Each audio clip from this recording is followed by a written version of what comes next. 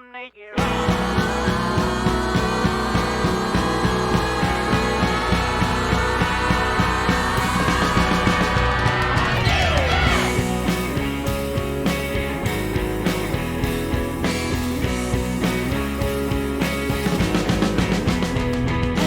You know, it's not often, Dr. Worster, that we have podcast shows scheduled on a Saturday in the morning. But when Jimmy Casas, says, "Hey, Saturday at 9 o'clock," we're there with bells on. You answer.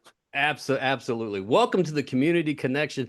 Jimmy Casas, man, you're an inspiration for a long time. You've been on our list to get on the show, to pick your brain, to talk about leadership and culture and everything, man. You're a hard guy to get a hold of. You are so busy, just making excellence everywhere that you go. And Jimmy, thank you very much for spending your very precious time with us this morning. How you doing, Mr. Casas? I'm doing great. I'm honored, grateful, and thank you so much for working around my crazy schedule. But I feel like the last 3 times I've talked to you, Nathaniel, I think I was either in an airport or a hotel or on the rental car or somewhere. So, but it's good to finally just sit down and chat with you. So. Man, I tell you what, it has been crazy. Like I was in Memphis airport for 4 hours, which doesn't even sound that bad when you think about it, for a direct flight home for DC. But they were like, yeah, we don't have a pilot. And then they were like, yeah, sorry, it's going to be because there's no air traffic controllers.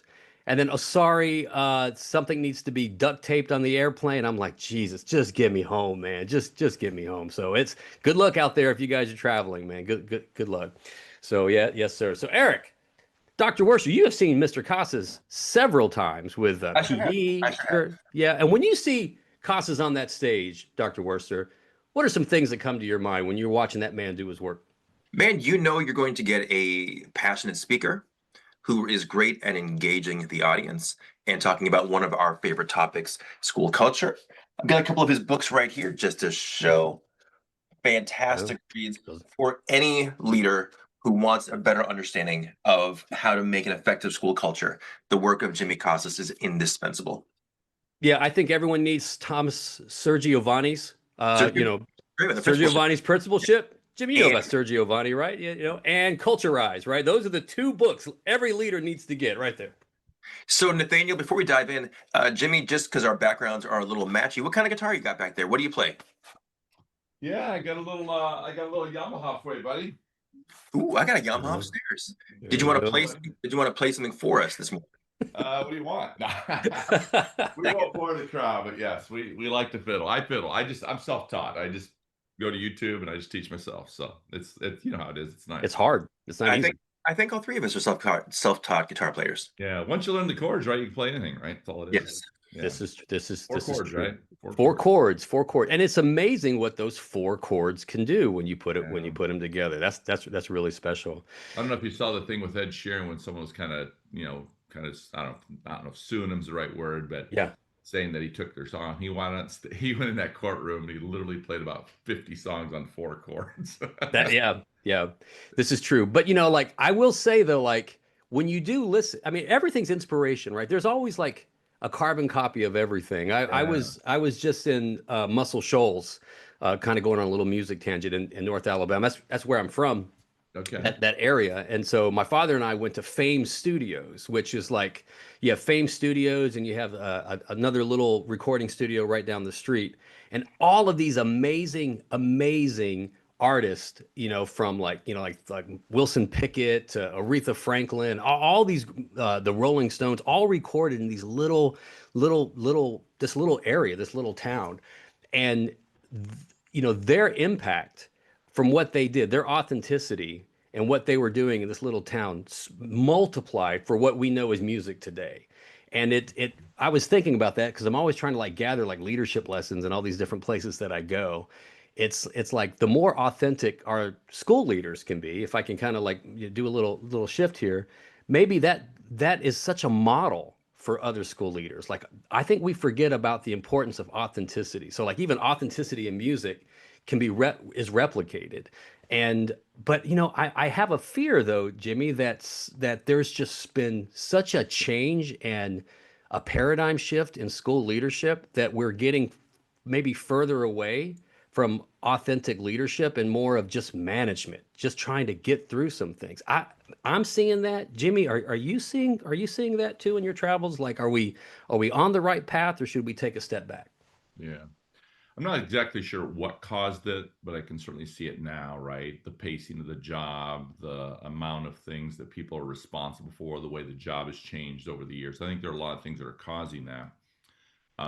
But it's funny that you say that, because this whole idea of, whether you call it an authentic leader, original ideas, and so forth, but I certainly see it all the time. There's no doubt about that. I think the key is trying to figure out what's causing some of that. To me, it really comes down to the behavior of individuals in an organization. I know that I also cause the culture, right? We all do that, right, in some capacity or another. But there's no doubt that the landscape of the work has completely changed, right? And I think that's what's messing with people a little bit. And so, to give grace to the school leader, is they are, every day seems like there's more and more things that they're responsible to do, that is their job now. And so, what happens typically, in my opinion, what I view or experience in the field, is that most leaders who went into the profession went in there because they wanted to be servant leaders. They wanted to help. They wanted to support. They wanted to make a difference. And there's something about when you do that crossover that you feel immediately the sense of pressure and responsibility that you have to own all this, right? And so I think that's what messes with people. And so what happens is they find themselves, in my opinion, almost doing too much. They're trying to do everything for everybody. And obviously that's exhausting, and no one can sustain that pace. And so what happens is they bleed into the managerial side. That's one thing I see, is they begin to spend a lot of time just managing the organization.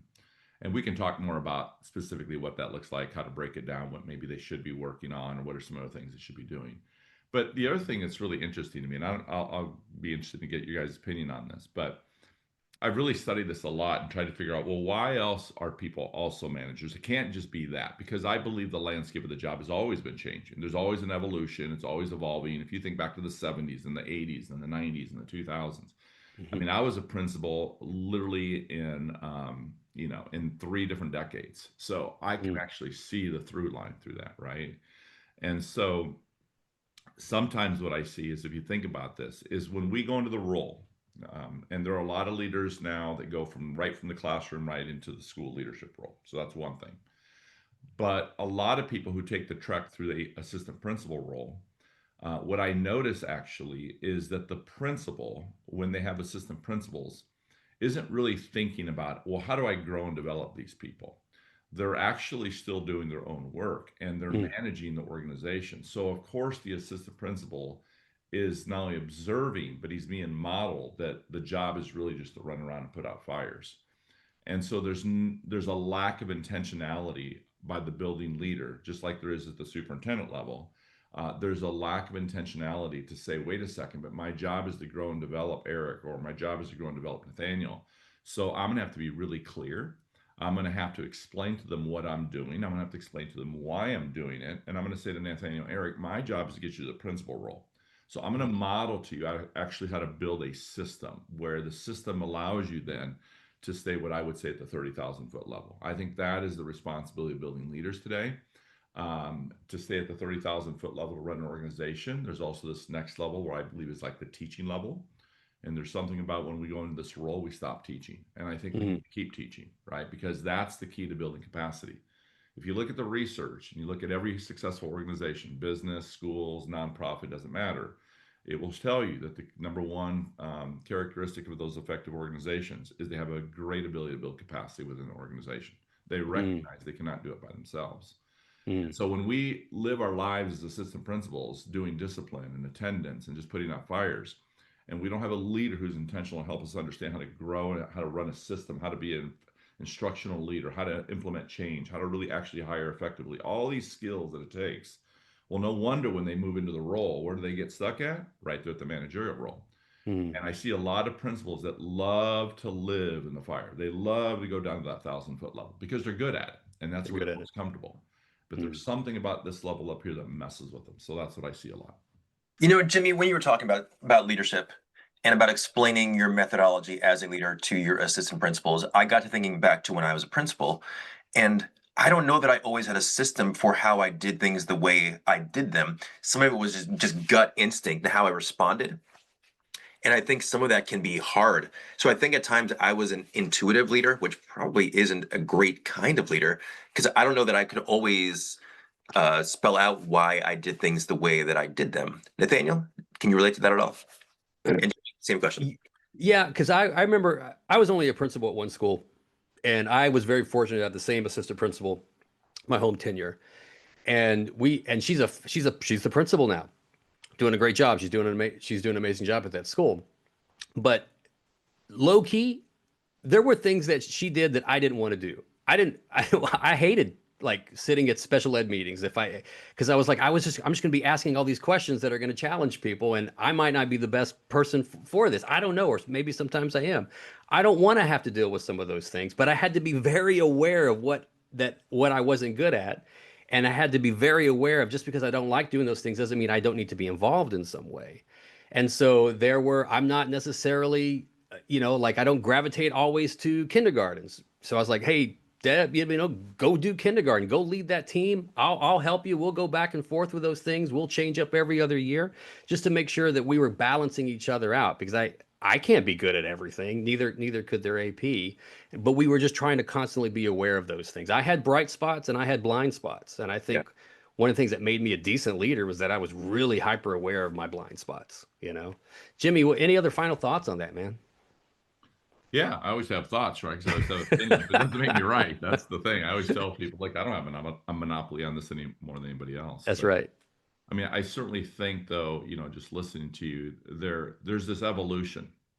And I think that what we see today, of course, we didn't know those things. I mean, Eric says, I think I kind of did it intuitively. Well, yeah, because who's helping you? I mean, no one Mm. really teaches you, right? You just kind of go in there, you do the best you can. You're trying to figure it out as you go. But that's the danger part, right? That's where we struggle because, like, when I became a principal, right? If I go back to the 90s, right? Think about that for a second. I can make mistakes daily and it wouldn't kill me Mm. because no one even knows I'm making the mistakes, right? Other than my own little circle of people that I'm leading.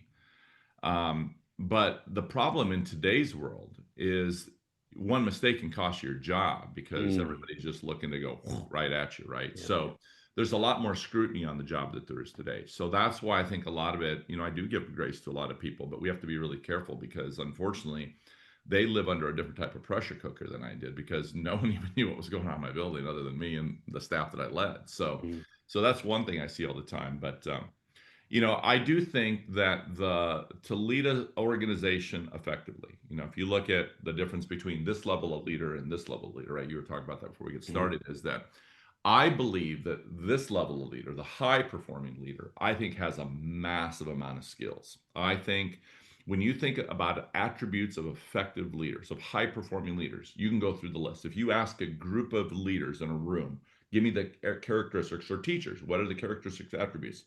They will say things like integrity, and they'll say like clear and visionary and hard worker and Mm. great relationship builder, and they'll go through all these characteristics and attributes. And I think what I believe is that the most effective leader, I think they have a lot of attributes. I think there's Mm. a lot of characteristics, at least in my experience. I mean, I go into buildings every day. These people have massive characteristics of really effective leaders. But here's, in my opinion, where it goes a little sideways on them. In the moment they need a certain attribute, they can't go grab it and get it and use it. Mm. So it's because of the pacing of the job.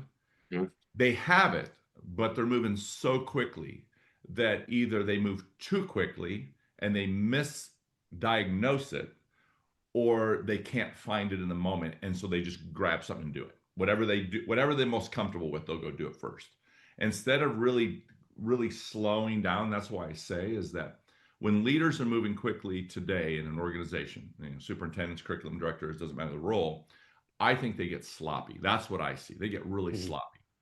And when they get sloppy because they're moving too quick, because they won't slow down, because they think they have to do everything. See, all these things intersect, right? These things aren't in Mm. isolation. There's a lot of variables that intersect and connect over and over.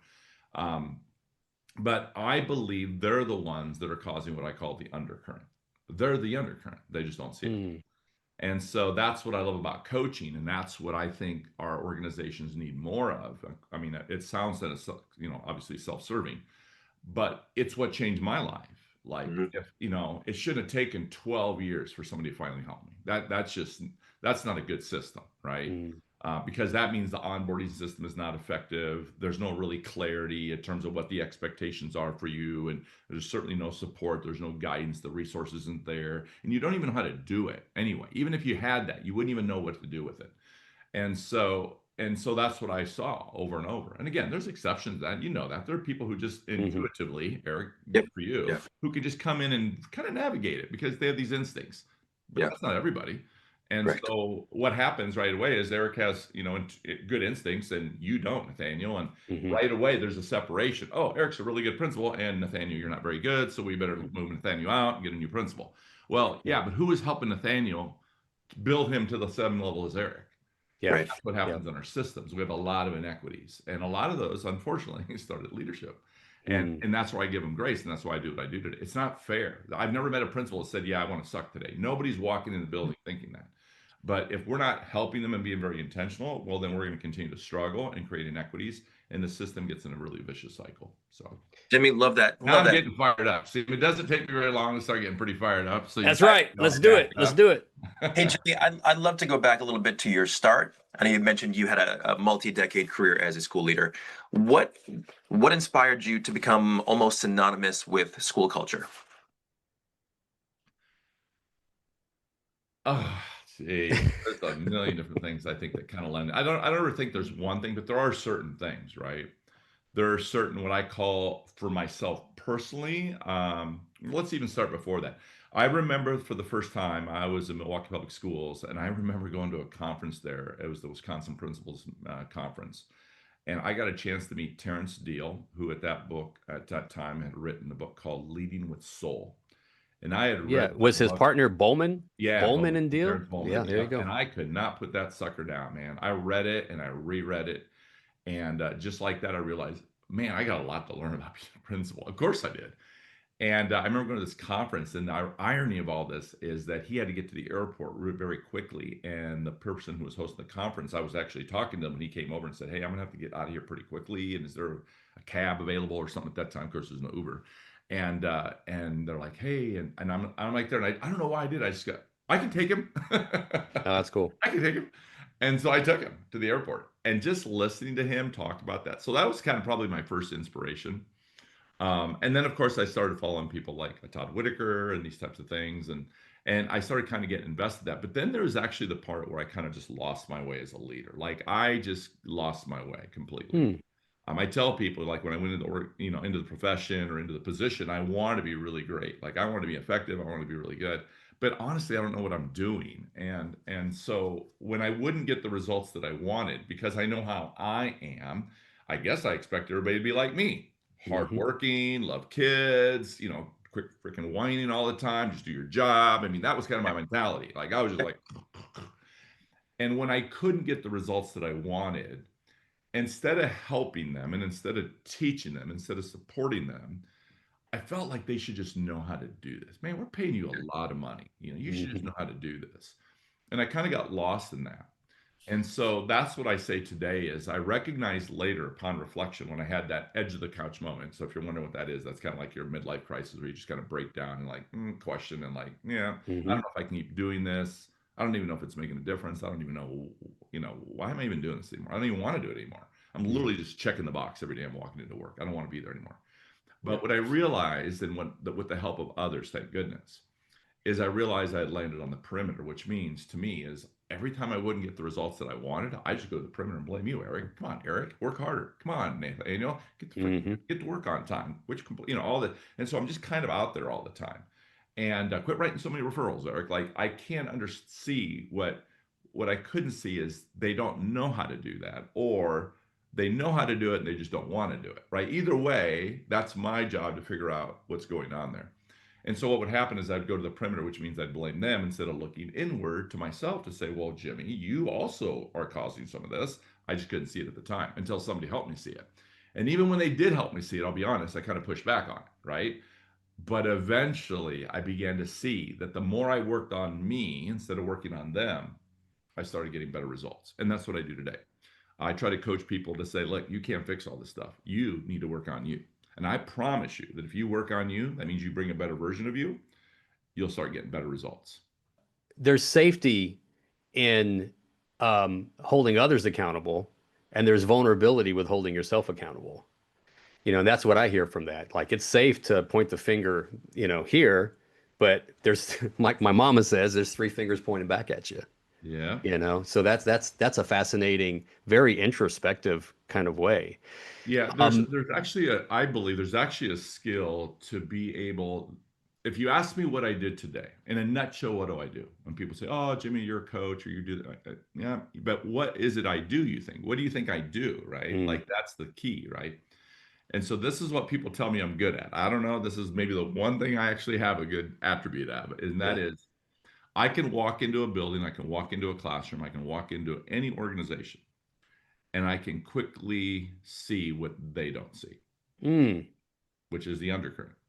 And the undercurrent's what's hurting the morale. It's what's breaking trust. It's why they can't move the initiative forward. It's why they get frustrated, right? And so that is one thing I'm really good at because I practice it. Like I'm constantly observing. I'm really good observing. That's what I do. I just watch a lot, listen a lot, and I can just see it. And the difference though between my old version and my new version is my old version would have judged the hell out of you. Oh yeah, sure, right? I would have just said, "Oh man, they suck at their job." The new version of me says, "I wonder what's going on there. Like, I wonder why they're so frustrated." Like, and so what you learn is if you can learn that skill, but which is really interesting because intrinsically we kind of have it anyway. Like if you walk into a classroom with another individual, the other individual will quickly identify that the teacher is also on the perimeter, right? That's when the teacher's blaming the kid, like, "Hey, why, get your head up off the desk," right? But what the teacher should be asking is, why does the kid have his head off the desk? And so what they don't see when you land on the perimeter, and this is what I couldn't see, is that my skills were never developing. They weren't growing because they don't have to. I'm not the problem. You're the problem, Eric. So you fix you, right? And I'm trying to fix Eric, and I'm frustrated with Eric, and I'm writing him up, and I'm warning him, and I put him in his evaluation. But what I don't see is that there was a time we hired Eric. And when we hired Eric, he was actually a pretty good teacher. He actually wanted to be a great teacher. And so, but he's had these experiences, and these experiences are messing with him. And that's what we see because no teacher in the interview chair ever said that they would yell at a kid or throw him in the hallway or you'd send him to the office. Nobody, because you wouldn't hire him. Right. To be fair to me, I usually am the problem, so it usually is me. just so we're clear. Yeah. So that's what I see is they don't see it, and so they go to the perimeter, and I help them get off the perimeter. I said, let's go back and revisit that again. So what happened there? And then I break it down for them, and I try to work them out of that. And eventually, it's like that aha moment. It's like, oh crap. Yeah. It was me, wasn't it? I said, yeah, that's okay, and that's why we're here to work on. Your job isn't to fix them; it's work on you, and you. Right, and that's going to be a challenge if you're a leader of a division or leader in a building and you want to bring Jimmy Casas in because he's going to talk to the staff because these people, they just don't get it, Jimmy, and I'm going to bring you in, and then it's going to be hard. That is so funny. That's exactly what happens there. They don't realize, which is fine. I'll take it. I'm not coming in to work with them. I'm actually coming in to talk to you. Yes. That's exactly what happens. And so the superintendent calls me and he thinks the principals are the problem. I'm like, right, you're the problem. Nope. And you're the problem. I think the teachers, no, there's a through line all the way through, right? We're all. And teachers, of course, they get frustrated. They want to blame everybody. Everybody's a they to them. And I have to remind them, like I went on Facebook last night. There's a lot of parents that don't like you either, right? We're all in that through line, right? Every one of us. And so I'm a systems guy now. And ironic, I didn't go in as a system guy. I went in as a manager. But you can't move a system that way. You have to be very strategic, very intentional, very transparent. And you have to have an ability to teach and build capacity or you can't move the system, in my opinion. So Jimmy, would you say that maybe if there was a quality to really look for in if you're hiring a leader, that self-awareness may be the most important quality? I don't know if it's the most important, but it's certainly right at the top. Absolutely. It's at the top. Because if I'm not aware, I'm on the perimeter. Aren't thinking that way. They're looking for these other attributes. And I think the self-aware, I think the reflector, I think these are more powerful attributes, in my opinion. There you because go. what all these have in common, what I've learned, and this is why I believe this, Hmm. is that all those types of characteristics slow you down. It's fascinating, See, man. I think we move too quickly. Think about it. I mean, think about every Oh, mistake you've made in your life. You got impulsive. You absolutely. freaking elevated quickly. Like, hey, slow down. It's Yeah, gonna be fine. Hell, even every accident's because we're moving too quickly. sure. Or distracted Yeah. because Or we're just moving too I'm a quickly. big you're looking at the believer wrong thing. that that's what I teach. I try to slow people down. And again, I don't think you can get better if you're not constantly reflecting, but you Yeah. also can't get better if you're not self-aware. But it's something you actually have to like be really mindful of and practice almost. Yeah, Mhm. I agree. Marcus Aurelius is one of my Yeah, is a Marcus is, yeah. fan. Marcus he had it figured out a couple thousand years ago, right, or however long. And he was like the Eric. Are you down with Marcus Aurelius? Or do you know? Oh, Jesus. Okay, no judgment. It's my fault for not teaching Eric You about want to look Marcus that up. Aurelius. Yeah, Yeah. exactly. Mhm. Nathaniel, He why are you bringing up Marcus Aurelius? because man, that guy was like all about reflective leadership. Like he was like one of the first he journaled. He was always reflecting. He was very, I mean, just read his works. It's so introspective. And he is known as one of the greatest leaders in, I guess it was the Roman Empire, right, Jimmy? Yeah, But yeah, well, yeah. but because of his ownership and his, I don't even want to say vulnerability, just availability to learn and reflect about his decision making. Yeah, It's the wisdom. fascinating. If you Google him, a lot of quotes you don't even realize are his quotes, right? Hmm. Yeah. Hmm. There you go. See, so the Principalship by Sir Giovanni, Bowman and Dill's book Culturize, and Reflections by Marcus Aurelius. Oh, That's the Mount Rushmore of leadership right there. You know what's really funny that you say that? So remember when we were younger, we first went in the profession, we had these idols that we looked at as Yeah. authors, right? And this is again an example how times have changed. There's Mm. no way that Jimmy Casas should be an author of any book that has had any success. I mean, think about that for a second. I mean, these people are like literally like I don't know. It's like it's just it doesn't even make sense. But that's how the times have changed, right? Like, whether Yeah. it's blogging or self-publishing or all these things that Yeah. no. But Jimmy, I got to tell you, the kids use the term glaze. So, but here's the thing. I'm learning this new vernacular, glaze, right? Yeah. But I'll go back to what I was talking about the musicianship. It really wasn't that these early like R&B artists and like these musicians were talented like Beethoven kind of it was their authenticity. And Jimmy, that's one word that I always go back when I recommend your work, or if I'm like recommending you for PD, or just it's it's hard to find a school leader that is authentic as you are. And your book, Culturize, I think, my opinion, one of the reasons why it's so popular is its authenticity. And I think that's something that we need more of. And so I wanted to bring that term back, is that, being authentic is not being a great leader for me is not trying to be like everyone else. It's just being yourself, being aware. I love what you're saying, slowing down, being in the moment. And I think that we just forget that. I just think we forget those aspects. So thank you for your authenticity. I appreciate it. Yeah. Nathaniel, you mentioned Culturize, which is a word on the wall behind Jimmy. Speaking of, Jimmy, can you Yes. talk to us about your book, Words on the Wall? Yeah, I mean, it's Cale Burke and I who had met maybe 5 or 6 years ago. He was we had met several times. Our paths had crossed, and we were talking one night, and it's like you do when you're on your road. If you have any chance to have a conversation with somebody, Always. it's awesome, right? You just sit there and pick each other's brains. You feel like you're learning, and because you still have to keep evolving and learning, and he was talking to me about Culturize. We just spent a lot of time. He was really interested in the book. So I just said, dude, I'll be honest. I didn't know what I was doing when I wrote the book. That's Dave Burgess's fault. Blame him, right? Because I didn't want to write the book. He wouldn't give up on me. And then, of course, George Couros is sitting there going, dude, you should just write like you talk, right? That's what you should do, right? Because in my mind, a writer is like this, researcher and, all this stuff. And I'm like, dude, like.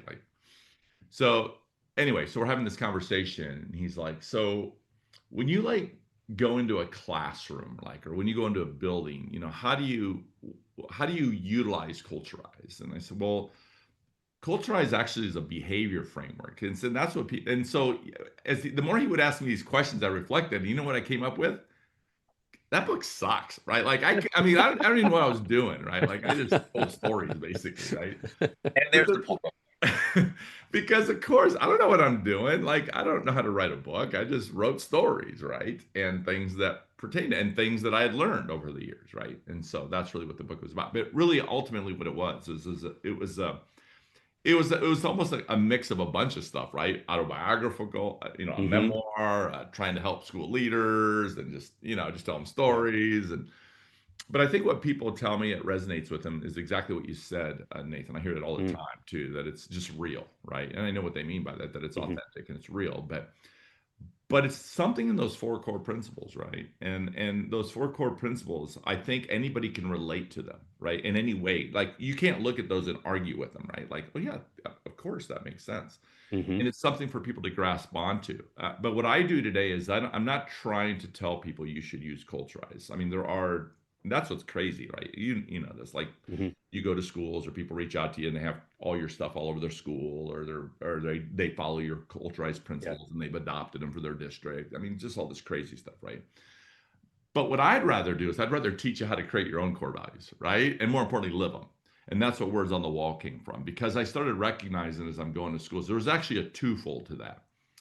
If I walked into a classroom, what would I actually observe that would tell me that teachers or paras or whoever's in the classroom was actually truly being a champion for kids? And that's how the Hmm. book kind of started, to bring clarity to what does that mean to expect excellence? What does it mean to actually carry the banner? Carry the banner is all about experiences. We want teachers to create experiences in the classroom that when a kid leaves the classroom, they're actually carrying the banner for the teacher. But we have to be really clear, what would I actually see and observe, and if that was actually happening in the classroom. And that's kind of where it started. But then we quickly realized it isn't just about the four core principles, it's about anything. It's all about observation. And more importantly, what will I observe? Because that brings clarity to people. But it's also about more than what I observe. What's this actually going to lead to? So what's the result of that if we see that and we do that? What's going to happen? And so, we've been now, if you think about this, we've been in Hmm. 2 decades of standards. Hmm. Tell me what that has actually changed in schools, Hmm. right? And so again, I think we grasp onto things very quickly. I'm always looking for things that are foundational, that will last the test of time. It doesn't matter. It's the same thing we were doing in the 70s that we're doing today, that we're doing. It shouldn't matter because it's so foundational to work. But these other things that just come and go, come and go, come and go, and then we circle back and they're on the pendulum and they swing back and forth. And Yep. you do any activity with a teacher who's been teaching for 20 plus years and say, write down every initiative you've known since you've been here. I mean, no wonder Wow. people are exhausted, right? Right. And so again, that's part of the fault. I think that's the weakest part of our profession. But again, I did the same thing because you feel the responsibility to fix all this stuff. So of course you're just grasping anything that comes at you. Hmm. Even during COVID, people would reach out to me. I said, I think we have to go back to foundation. I think foundational is what? It's Agreed. it's connecting with people. It's always the connection. And that's why I think Culturize continues to do well, because it's foundationally, it's really just about connecting, because we know that the foundation of any healthy culture is investing in people to build relationships, because you can't, it's really hard to move a system. It's hard to implement an initiative when you don't have trust. Trust is the number one thing, but you Absolutely. have to know how to build it, right? So you have to be strategic. So Words on the Wall is about what would I actually observe, and more importantly, what would it lead to?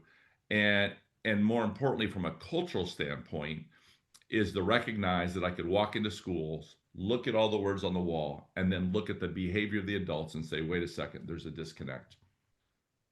That wall, that sign says, we will be kind, we will Hmm. be respectful, we will be responsible.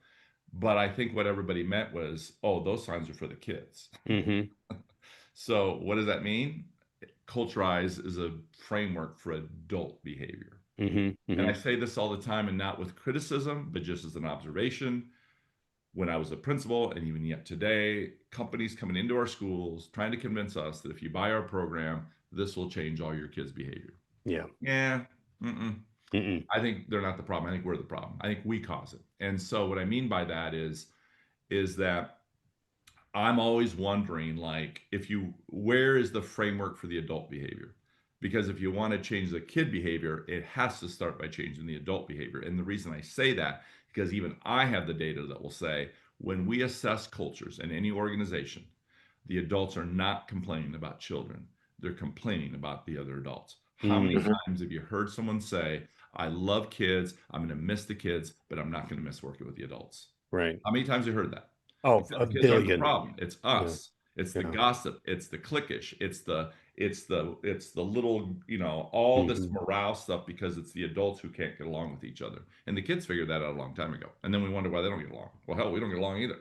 I So, love it. and that's where core principle number 2 comes, right? Don't ask kids to do what we're not willing to do ourselves. That's what expect excellence means. So it's bringing clarity to what would it look like, and so we can break it down. And so that's where the observable work comes, and that's the work I'm passionate about now in everything. I just look and observe, and does it match or mirror the words on the wall? If it doesn't, then take it down, or it's all fake. You're losing credibility because everybody knows it's just Yes. about words. You're just playing I games. agree. That's what I think it's tough. You see leaders out there who put a lot of aspirational slogans, even about the adults, how they love other teachers, and then they treat them like garbage. Mhm. And I think that's even worse, right? When you're putting this stuff out there into the world, and then the people who are living in that situation know that their reality is so different. Don't even bother to put that stuff up. I just dealt with this yesterday. Swear to God. Wow. They want to be all these things. They have all these beautiful things, and then I have a individual yesterday call me last night, ready to quit the profession, breaking down. Why? Because an adult in the organization just bullied the crap out of him. Because why? Because they got elevated, they went at him, and this is what we do to our people. Yeah, you look at that sign, and then what do? You want to sit there and write a referral on a kid who did the same thing. You are no different. In fact, you are worse than the kid, right? Again, I'm getting excited and fired up. But again, I give grace because I don't think they want to be that way.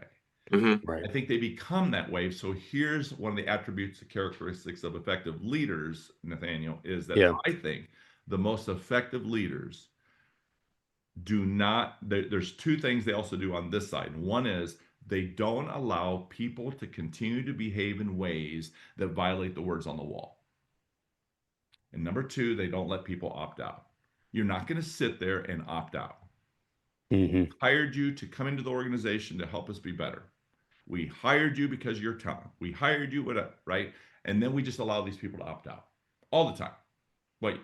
They just don't have to do that. They can sit in a meeting and never say a word. But that's because we let them not say a word. That's right. Right? That's right. And so that's the difference that elevates separation of leaders. They get it. They see it. They know how to build a capacity of a system where they're not going to allow people, because if not, then the same people are doing all the work, and that's why they get exhausted. And then the people that are doing all the work even your best people will keep score. I say this all the time. They will keep score eventually too, because they're like, why am I killing myself? And they're not doing whatever. And then these people who aren't doing it are jealous and they're the favorites and they're this, right? And so this is the adult behaviors that happens in an organization. And that's what I see all the time. Jimmy, I got 2 questions for you. One question could be really stupid and the other was really good. So let me get through the stupid question, and then the other question's a lot better, but this is a stupid question. And Eric, I don't know. Is this on audio or visual too? This is both. This is both. Okay, good. Because I want people to see Eric's reaction when you said it. You only see the person talking. That's how we have it set up. They will not see my reaction shots. Okay. Should culture, here's the stupid question. Do our cultures make our systems, or do our systems make our culture? That's not a stupid question. It's not a stupid question, right? And it's like the chicken egg thing. Sure. Again, I don't know, but I have an opinion on it. Okay, there you go. I'll stay consistent. That's what I tell you. At least I'm consistent. And I'll try to explain it if people want me to. But I think always everything starts with culture. And here's why. Because I think culture is behavior. I think that's all it is. It's well, that's not true. Yes, I know it's the customs and it's the rituals and traditions. I know all that. I can read all that too. But at the end of the day, even within those customs, rituals, traditions, etc., is that there's behaviors that are occurring that are causing that. So I try to simplify things and just say, go into any organization. You can do it yourself. Go into your organization tomorrow and just watch people and watch their behavior.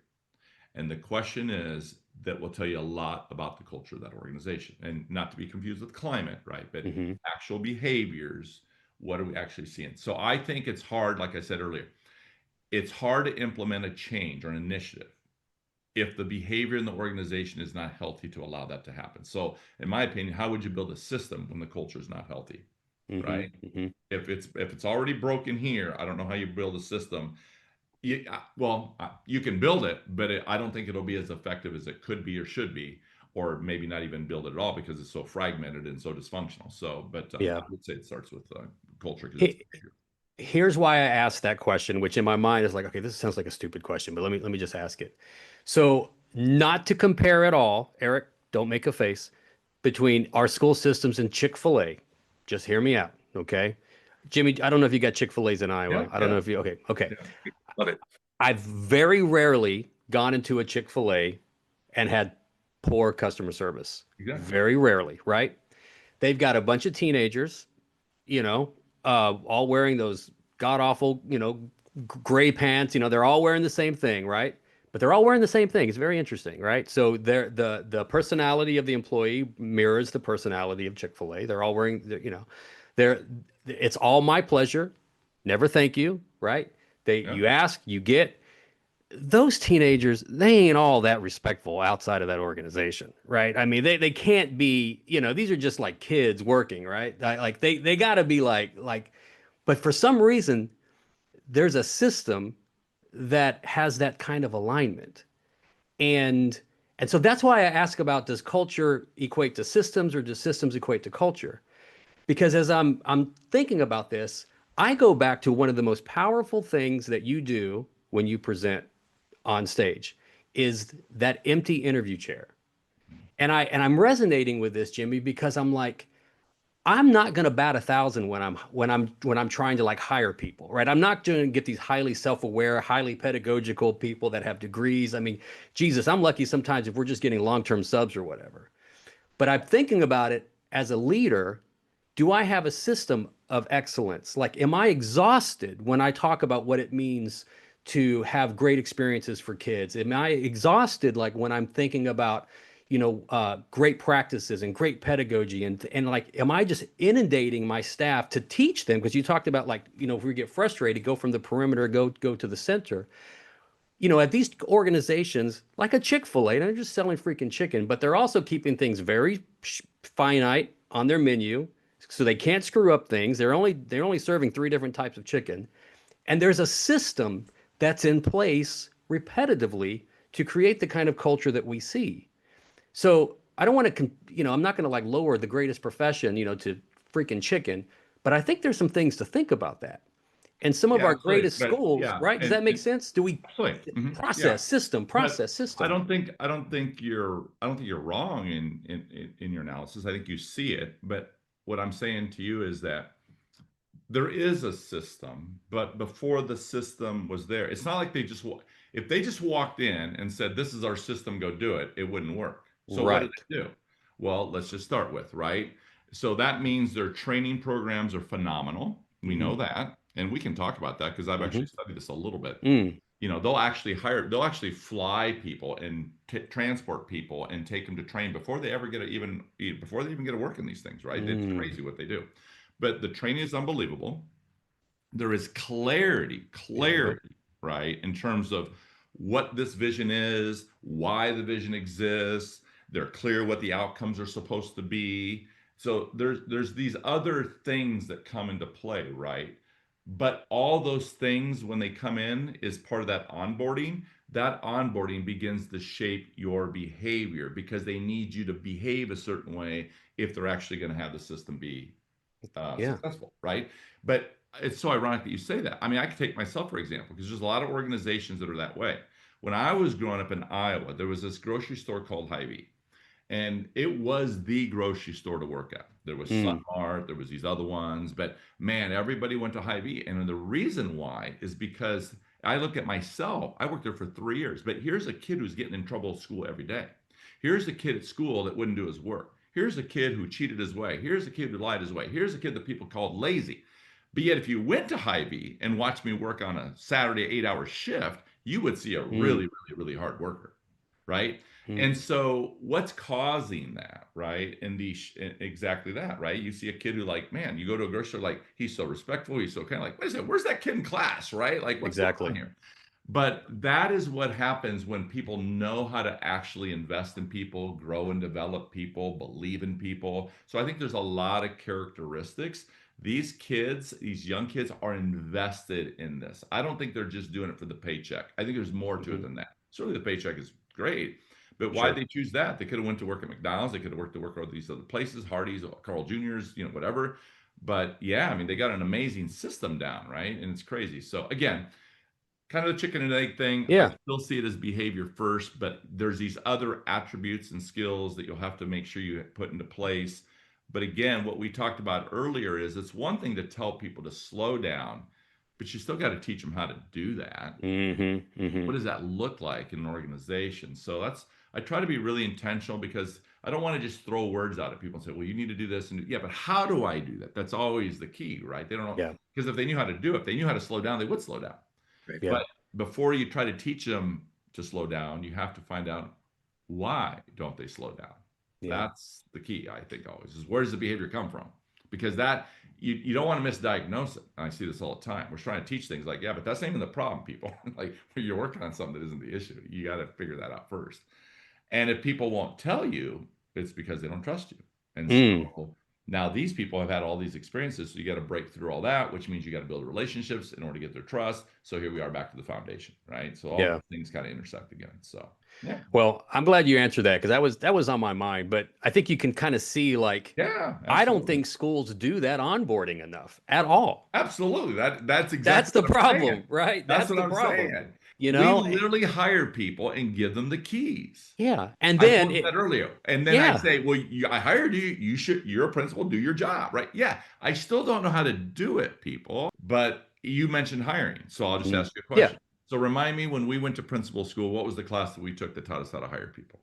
I didn't. It was the law class. Exist. It was the law Exist. class about. That's right. So if you're going to hire an individual and then expect that individual to hire, what do you think the outcome is going to be? Yeah. I guess it depends on the person's skills or their intuition, Eric. Yeah. And it might be pretty good, but he's going to get better results than I do. And then all of a sudden, who goes to the perimeter and blames me? The person who's my supervisor who doesn't think they're getting results. Yeah. And that's why I say, I think if I said anything today, the number one thing I'd want people to take away, there'd be a lot of things, but I guess, but one of them would be is you still got to keep teaching. You still got to keep teaching. You still got to keep teaching. For the moment you hire these people, you got to keep teaching. Yeah. And now you're going to figure out it's a skills thing. Do they have the skills and attributes to do the job? If they don't, we know today, as long as people are growing, just like kids, as long as they're growing, they're working hard at it, they're invested in it, everybody's at a different level. It does take some people longer to get there, but because we're just like kids, right? But it's the people that we just allow not to do things. I think we're causing that because we're allowing them to opt out. Nathaniel, you know when you have great mentors? And I think clarity of vision for a principal is truly important. But when you have people invested in a school, you do have great mentors. So Jimmy, I have a chance to work with a lot of people who are mentors, and I think they are phenomenal. And you see the impact of a great mentor on a beginning teacher. And it can be world-changing. Absolutely. I want Absolutely. to say, and part of that comes with, do you have principals who are creating school cultures where everyone wants to be a mentor? Everyone is bought into that school vision. And that's where you see powerhouse orientation programs at schools, because everyone is invested in their organization with clarity. Yeah, but here's what you could do, Eric, to test that theory of yours, okay? Because I agree with you, but they're the rare exception. Yes, I agree. And that creates an inequity. But you can still test it. Watch. All you have to do is these two things, okay? Number one, the next time you see this group of mentors, simply ask whoever leads these group of mentors is simply ask them this question.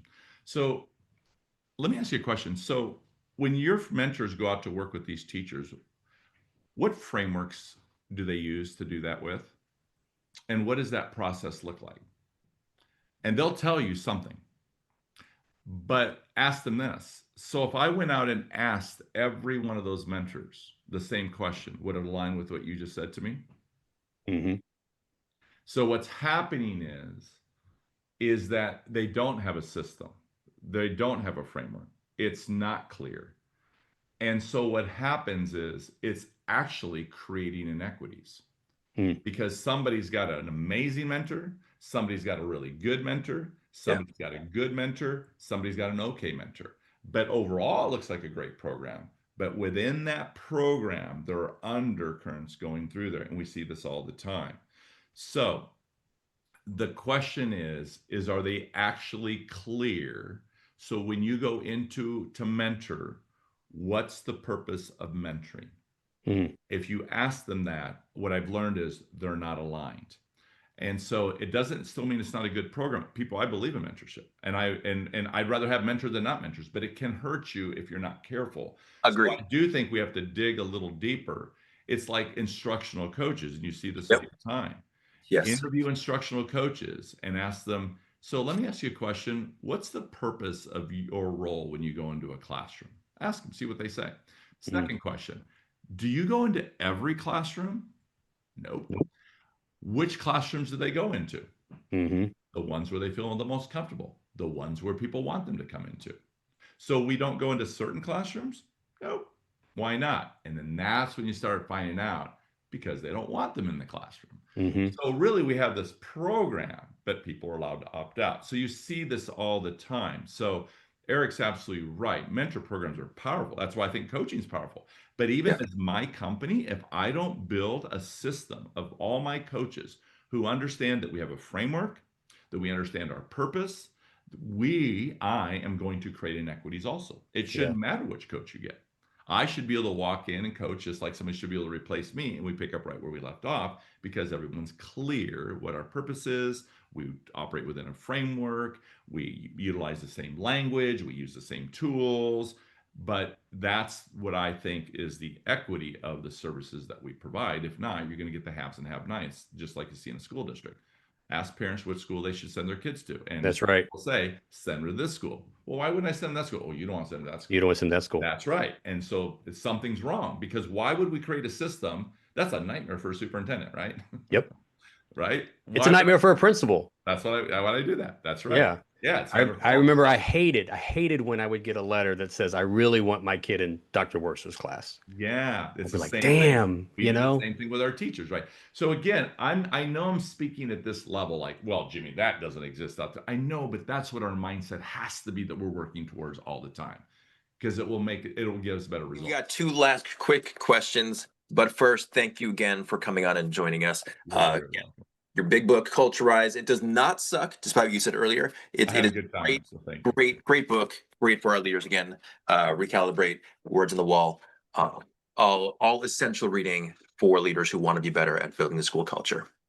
And the last thing I want to say, just for me, I was really fortunate. I love the adults in the building where I worked. So they were great. I just saw a few of them last night. I haven't been there in 5 years, and most of them aren't there, but I loved it. Loved our students too. But man, we had a freaking all-star team. I think I hired extremely well. So just want to give a shout out to my former staff, if anybody's watching this. Jimmy, where can people find you? Yeah, I think it's just the easiest. There's two ways, obviously. Just go to the website, jimmycasas.com. That's the easiest way to get a hold of me. And if they email me to my personal email, which is betcasas@gmail.com, they can get a hold of me personally that way. And then at the end of my signature line is my cell number. So either way is fine. All of them are fine. Yeah. You said Bet Casas, which is BET. correct? Got it. My last name, casas@gmail.com. Yeah. They can email me. My cell number is in my email signature. They go to the website. I like to be accessible. I mean, I don't want to ever be that guy that you can't get a hold of. So I just try to make myself very accessible. And I did the same thing as a principal. I gave everybody my cell number. Didn't matter. That's right. Mm-hmm. And Jimmy Casas, author of Culturize, what words of inspiration do you have for our educators and school leaders? Let's see. Yeah, I would say in general is that work on yourself. Remember that you're responsible for your own morale. Don't let people live rent-free in your head. Mm. And most importantly, the one I just used yesterday was don't let people take your excellence away from you. There you go. Nailed it. Jimmy Casas on a Saturday morning. Man, what an awesome episode. Eric, this is cool, man. This was a good one. This is a good one. Have a good time, man. That's what we try to do.